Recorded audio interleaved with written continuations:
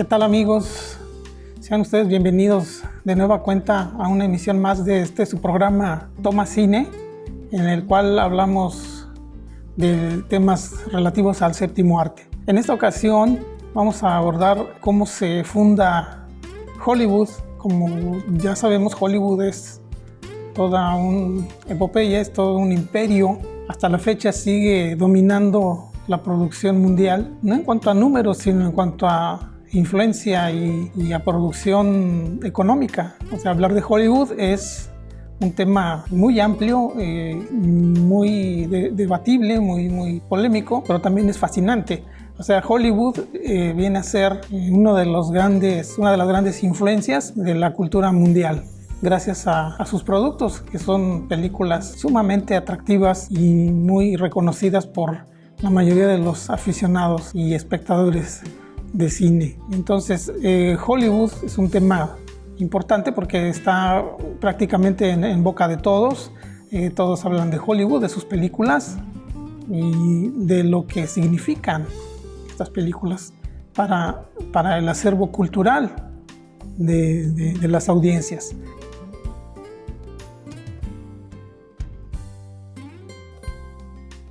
Hollywood tiene unos orígenes muy antiguos, casi desde que se inventó el cine. Antes de abordar Hollywood, tenemos que recordar que producción cinematográfica en Estados Unidos había comenzado a finales del siglo XIX con las aportaciones principalmente de Thomas Alva Edison.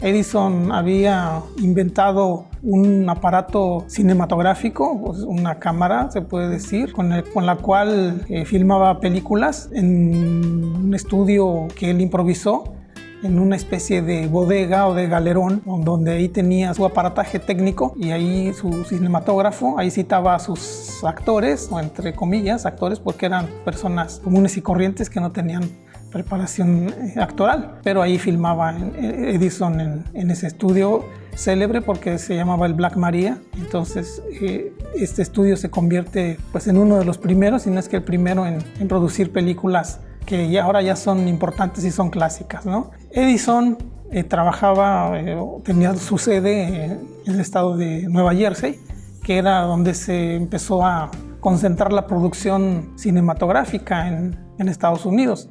Estamos hablando de la zona noreste y parte del norte de este país. Como decía, a finales del siglo XIX. Edison era un prolífico inventor, había patentado varios inventos y se le ocurrió hacerlo con el cine también, incursionar con el cine en la fabricación de la película de 35 milímetros junto con George Eastman, allá en esa región en el noreste de Estados Unidos, lo que es parte de lo que se conoce como el Frost Belt o el cinturón congelado, que es la parte norte de Estados Unidos, y pues obviamente se le conoce como Frost Belt porque en el invierno y parte de la primavera está lleno de nieve esa zona. Entonces Edison pues monopoliza la producción, básicamente la producción cinematográfica, asociado con otras compañías que fueron surgiendo. Entonces estas compañías, junto con la de Edison, conforman un llamado trust, que es un conjunto de empresas que se llamaba la Motion Pictures Patent Company, traducida como la compañía de patentes de películas cinematográficas. Entonces este trust, esta corporación, esa compañía, monopolizaba la producción tanto de películas como de material cinematográfico, película virgen, entre otros implementos. Y bueno, lo que causaba ahí era que él había patentado el cinematógrafo en Estados Unidos y establecía que todo aquel productor de cine que quisiera hacer películas en Estados Unidos tenía que pagar una cuota, una especie de impuesto al trust edisoniano, o bajo el argumento de que todos los aparatos cinematográficos que se usaban en el país estaban basados en la patente de Edison, en el aparato que él inventó y que él patentó. Y por lo tanto, si usaban una cámara, bueno, decía él, esta cámara está basada en mi invento y por lo tanto tienen que pagarme un impuesto. Es así que, bueno, la producción se monopoliza, la producción tiene ciertas restricciones y, bueno, Edison dominaba, ¿no? Dominaba el espectro cinematográfico en Estados Unidos. Esto es importante porque los productores que ya no querían pagar dicho impuesto o dichas cuotas, comenzaron a pensar en salir de la zona de producción ahí en el noreste de Estados Unidos y empezaron a buscar alternativas. Uno de los productores que sale de la zona y que se va hacia otras tierras a buscar mejor suerte es el alemán Carl Laemmle,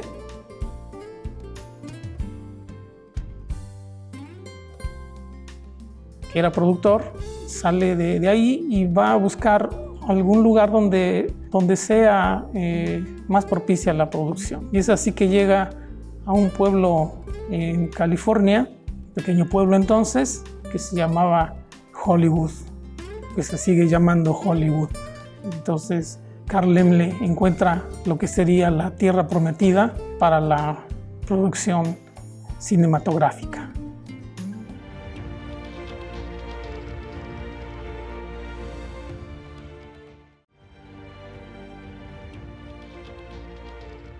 Volviendo con Edison, bueno, Edison quedó pues, como un prolífico inventor.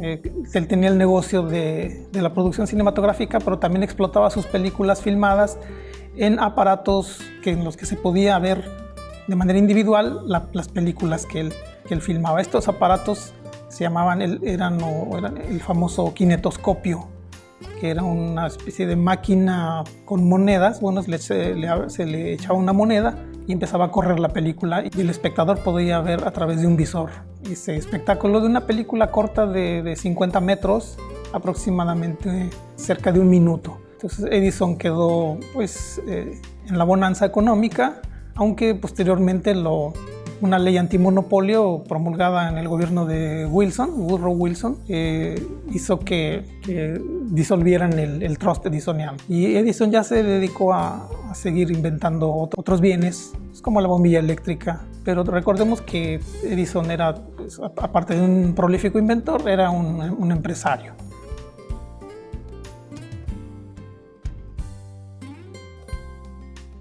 Entonces, cuando se descubre Hollywood a cargo de Carl Laemmle, otros productores se enteran y empiezan a ir en masa, con el éxodo hacia California, hacia el sur de California, donde estaba este pueblo.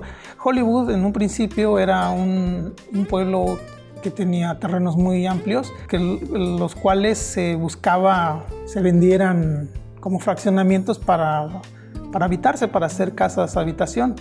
El nombre original para promoverlo se llamaba Hollywood Land e hicieron unas letras gigantescas que las colocaron en Hollywood Hills, que es las letras famosas que hoy son de Hollywood, que se leen todavía Hollywood, pero decía Hollywood Land, la tierra de Hollywood, pero después decidieron que era más mercadológicamente conveniente quitarle las últimas 4 letras y dejarlo simplemente en Hollywood, y hasta la fecha es ese letrero enorme, que en los 70s fue cambiado por nuevas letras porque ya se estaban deteriorando. Estas letras famosas pues miden alrededor de 15 metros y pues son un símbolo de la ciudad, son un símbolo de California, son un símbolo de Estados Unidos, son un símbolo del cine y significan mucho para el mundo.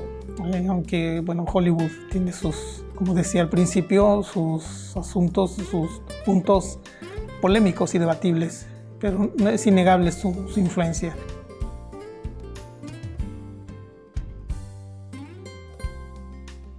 Entonces es ahí que se empiezan a fundar las compañías productoras, las grandes compañías productoras poco a poco empiezan a ser fundadas. Carl Laemmle funda, por ejemplo, la Universal, y así se van estableciendo otras compañías a través de una lógica de producción basada en el gran estudio. El eje de producción era el gran estudio cinematográfico. Todo se hacía en el estudio, eran estudios muy grandes, gigantescos, donde se podían montar todo tipo de escenografías y las compañías que se establecieron fueron gracias a la iniciativa de empresarios que en su mayoría eran inmigrantes. Recordemos que Estados Unidos se dice que es una tierra de inmigrantes. Bueno, pues los inmigrantes también ayudaron a construir Hollywood. Por ejemplo, tenemos algunos casos que se pueden mencionar. Aparte de Carl Laemmle, que funda la Universal, tenemos también el caso de Wilhelm Fuchs, que era un húngaro, que después se cambió el nombre William Fox. Entonces él funda la 20th Century Fox, que ahora simplemente la conocemos como Fox, y que opera no solamente en producción cinematográfica, sino en otros ámbitos como la televisión, muchos canales de televisión, producciones televisivas. Tenemos a los hermanos Warner, que eran polacos, que después fundan la Warner Brothers, pero estos empresarios polacos se dedicaban a vender bicicletas, o sea, no tenían experiencia alguna con el cine, pero incursionaron en el cine para formar una de las compañías que hoy siguen en pie, siguen funcionando. Otro caso es el de Samuel Goldfish, que antes se llamó Schmel-Gelfish, después cambió el nombre más sajón a Samuel Goldwyn. Samuel Goldwyn era vendedor de guantes y funda con el alemán Markus Loh la Metro-Goldwyn-Mayer, es decir, esa compañía que tiene un león rugiendo en sus producciones. Es decir, los inmigrantes también jugaron un papel importante en la fundación de Hollywood. Y estos inmigrantes, todos, que los que acabo de mencionar, eran básicamente judíos. Entonces, tenemos que, bueno, Estados Unidos se formó gracias a la aportación de los inmigrantes, y Hollywood, en este caso, no fue la excepción.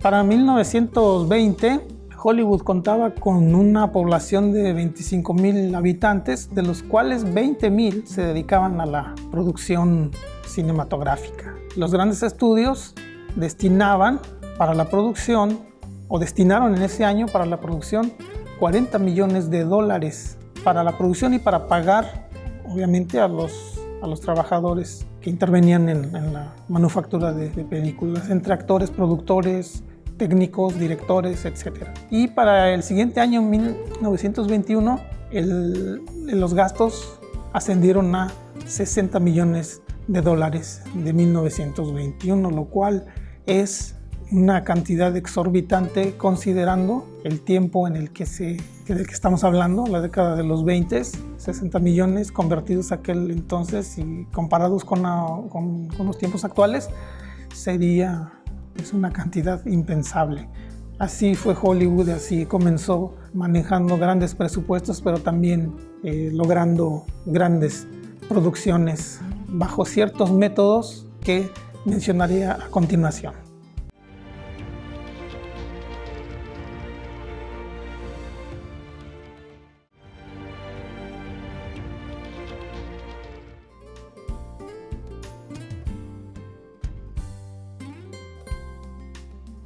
Los métodos de Hollywood que empieza a desarrollar para elaborar películas eran métodos muy puntuales, muy eficientes. Es decir, y estamos en una época en la que la industrialización y los métodos de producción son perfeccionados con base en la eficiencia en otros ámbitos, ¿no?, que ya existían. Entonces Hollywood los adapta para la producción cinematográfica. Entonces Hollywood empieza a demostrar una gran capacidad organizativa y a aplicar la división del trabajo, que es el primer método que mencionamos en este punto, los métodos de Hollywood, la división del trabajo. Es decir, como sucedía en otros giros de la producción, de automóviles, por ejemplo, bueno, en las películas había especialistas. Una persona se dedicaba exclusivamente a editar, otra a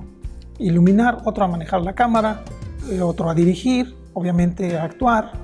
Cada quien en su función, básicamente y casi exclusiva, como ocurría la fabricación de otros implementos. Ese es uno de los grandes métodos de Hollywood. Otro fue que se dividió también fase de la producción y de la exhibición de las películas. Es decir, la película se producía, después se distribuía, se pasaba a las salas de exhibición y finalmente se promocionaba la película. Se seguía promocionando hasta que obtuviera un éxito considerable en la taquilla. Otro método sería los encadenamientos industriales. Es decir, Hollywood logra o la producción cinematográfica en Hollywood logra que se establezcan otro tipo de empresas que tenían relación con la producción cinematográfica. Es decir, que iban a surtir de insumos y de talento personal y laboral para la producción. Es decir, empresas que rentaban cámaras, rentaban iluminación, rentaban implementos, que surtían de película virgen, o empresas de servicios que pues propiciaban la contratación de técnicos, iluminadores, editores, hasta escritores.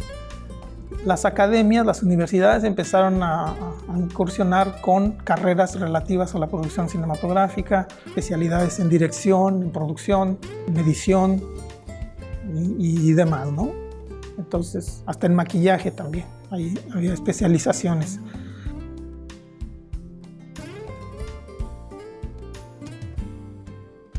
Otro método que implementó Hollywood fue su fórmula narrativa, es decir, una historia que fuera entendible para todos, que fuera aprehensible, inteligible, que no tuviera lugar a dudas, que se comprendiera, que no hubiera mucho simbolismo abstracto, mucho surrealismo, sino que el público viera la película como algo cercano a él, que la hiciera suya, que la entendiera. Y gracias también a un punto muy importante, el final feliz o el happy end. La gente salía contenta porque el héroe, la heroína salían victoriosos, salían felices, quedaban bien, y el malvado o el personaje antagónico terminaba con un castigo bien merecido, ¿sí?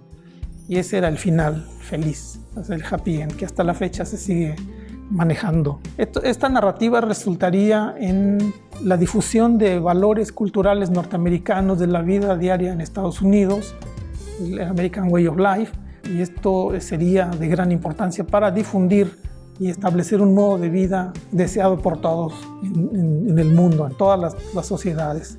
Entonces vemos valores culturales y sociales estadounidenses muy bien implementados y muy bien difundidos en todo el mundo gracias a las películas. Fue el primer gran difusor de estos valores, fue el cine estadounidense, básicamente de Hollywood.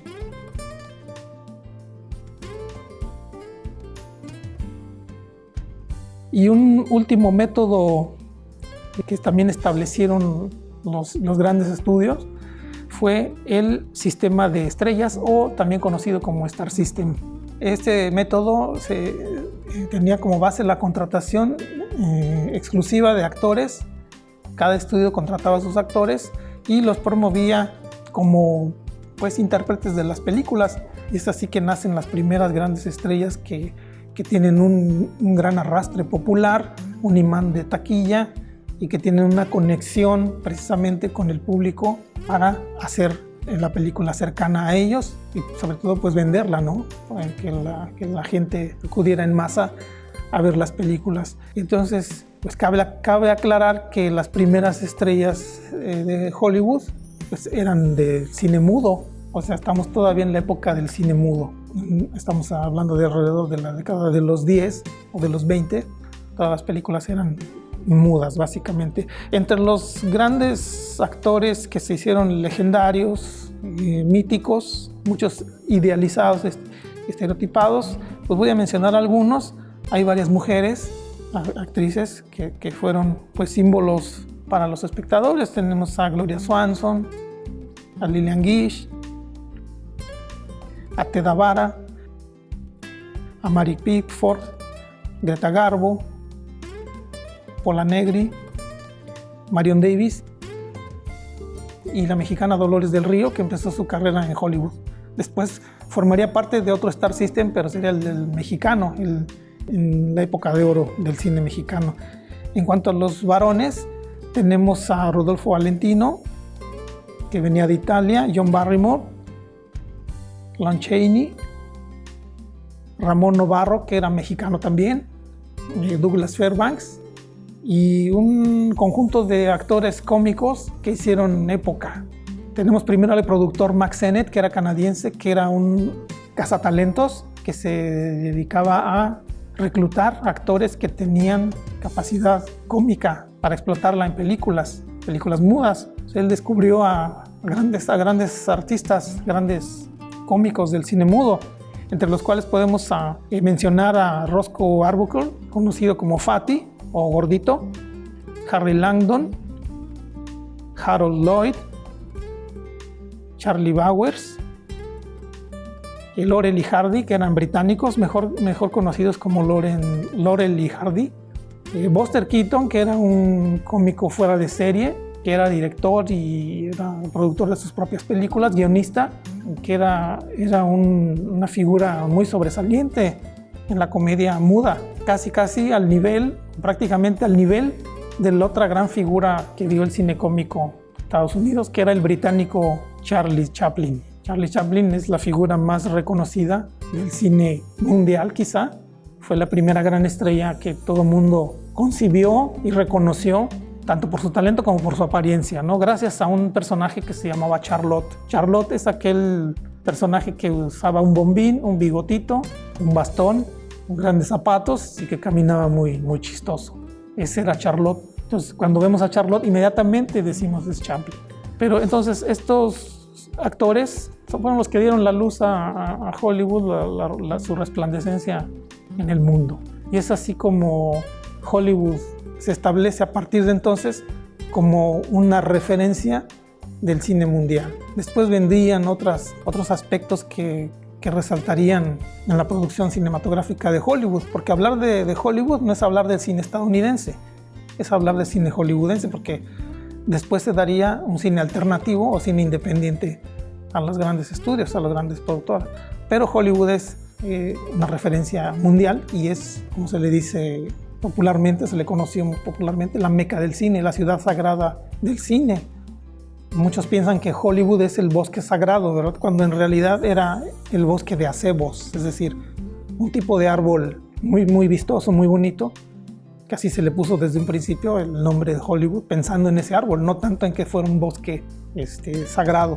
Y es así como nace Hollywood, y que gracias a su establecimiento como ciudad o sede de los grandes estudios, es gracias a eso que hoy podemos seguir disfrutando, o la gente puede seguir disfrutando las películas actuales, siendo Hollywood uno de los pilares de la economía estadounidense y uno de los pilares del entretenimiento a nivel mundial. Y podríamos dedicar mucho más tiempo para hablar de Hollywood y su influencia y de su papel en la actualidad, pero basta por el momento decir que algo que llegó a instituirse finalmente como una referencia cultural, hasta ideológica, y sobre todo que logró conjugar industria con arte, porque recordemos que el cine es el séptimo arte, pero también es una industria, y Hollywood en muchos momentos logra conjugar estos dos aspectos muy importantes del cine. Y bien, amigos, agradecemos una vez más la sintonía a su programa que habla de algo que nos gusta mucho, que es el cine, su programa Toma Cine, y los esperamos para la próxima emisión. Hasta pronto.